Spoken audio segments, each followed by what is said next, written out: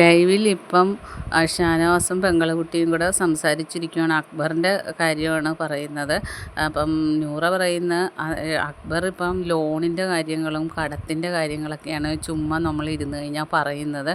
അപ്പം ഷാനവാസ് പറഞ്ഞ കരിങ്കള്ളനാണ്, പ്രേക്ഷക സപ്പോർട്ടിന് വേണ്ടിയാണ്, ദിവസങ്ങൾ അടുത്തില്ലേ ഫിനാലയുടെ, അപ്പോൾ അതിന് വേണ്ടിയാണ്. എന്നിട്ട് അക്ബറിന് നൂറ പറയണ അക്ബറിനാണ് കിട്ടുന്നത് ഫസ്റ്റ്. എന്നിട്ട് പറയുമ്പം എനിക്ക് കിട്ടത്തില്ല, അവർക്ക് കിട്ടും, മറ്റവർക്ക് കിട്ടും എന്നൊക്കെ പറഞ്ഞുകൊണ്ടിരിക്കുവാണ്.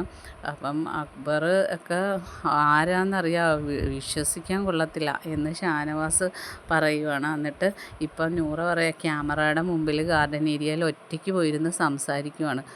ഷാനവാസ് പറയണം അനീഷൊക്കെ അങ്ങനെ ഇരുന്നപ്പോൾ എന്തായിരുന്നു ഇയാൾ പറഞ്ഞ് കളിയാക്കിയത്, ഇപ്പോഴാണ്. അപ്പം നൂറ പറയാം അനീഷ് ഏട്ടനെ മാത്രമല്ല രേണു ചേച്ചിയെയും ഇതുപോലെ രേണു ചേച്ചി പറയുന്നതിന് കളിയാക്കുമായിരുന്നു. ഇപ്പം ഫിനാലയുടെ ടൈമായിരുന്നപ്പം പുള്ളി ചെയ്യുന്ന പ്രവൃത്തി കണ്ടാന്ന് പറയുന്നത്. അത് കഴിഞ്ഞ് പിന്നെ നെവിൻ്റെ കാര്യം നൂറ എടുത്തുകൊണ്ട് വരുന്നത്. നെവിനോട് ഈ ആഴ്ച ആര് ഔട്ടാവുമെന്ന് ചോദിച്ചപ്പം ഞാനേ ഔട്ടാവത്തുള്ളൂ എന്ന് പറയുന്നത്. എന്നിട്ട് ആദിലടുത്ത് എന്നിട്ട് പറയാണ് ഈ ആഴ്ച പോകാൻ കേട്ടോ, എല്ലാം പാക്ക് ചെയ്ത് വെച്ചോ എന്ന് പറയുന്നു. ഷാനവാസ് പറയണം അവൻ്റെ ആ കയ്യിലിരിപ്പ് കൊണ്ടാണ് അവന് 1000 രൂപ പോലും എടുക്കാൻ പറ്റാഞ്ഞത്. ഞാൻ എന്ത് റിസ്ക് എടുത്താണ് ഓരോന്നും കളിക്കുന്നത്, പക്ഷെ ആരെയും ഫിസിക്കലായിട്ടൊന്നും ചെയ്യത്തില്ല. ഞാൻ പിന്നെ എനിക്ക് പറയാൻ അറിയാൻ വയ്യാഞ്ഞിട്ടാ അല്ല, പിന്നെ ഞാനൊന്നും പറയാൻ പോയില്ല എന്നെ അന്ന് തള്ളിയിട്ടതിന്. പിന്നെ നോമിനേഷനിൽ വരുവാണെങ്കിൽ പറയാമെന്ന് വെച്ചായിരുന്നു. അപ്പോൾ ബിഗ് ബോസ് എല്ലാവരെയും കൂടെ നോമിനേറ്റ് ചെയ്ത്, ഇല്ലാതെ ഞാൻ ആ കാര്യങ്ങളൊക്കെ പറഞ്ഞ് അവനെ തന്നെ നോമിനേറ്റ് ചെയ്യത്തുള്ളായിരുന്നു എന്ന് പറയുന്നു.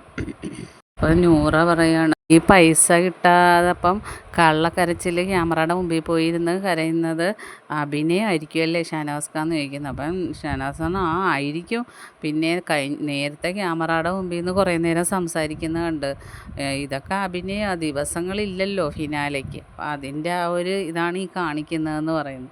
ഇതിനെ ഒന്നും വിശ്വസിക്കാൻ കൊള്ളത്തില്ല, എല്ലാം കള്ളന്മാരാണ് എന്ന് ഷാനവാസ് നൂറയോട് പറഞ്ഞപ്പോൾ നൂറാണ് എനിക്ക് മനസ്സിലായെന്ന് പറഞ്ഞു. അങ്ങനെ രണ്ടുപേരുടെയും പരദൂഷണം പറഞ്ഞുകൊണ്ടിരിക്കുവാണ് നൂറയും ഷാനവാസും കൂടെ ഇപ്പോൾ ലൈവിൽ.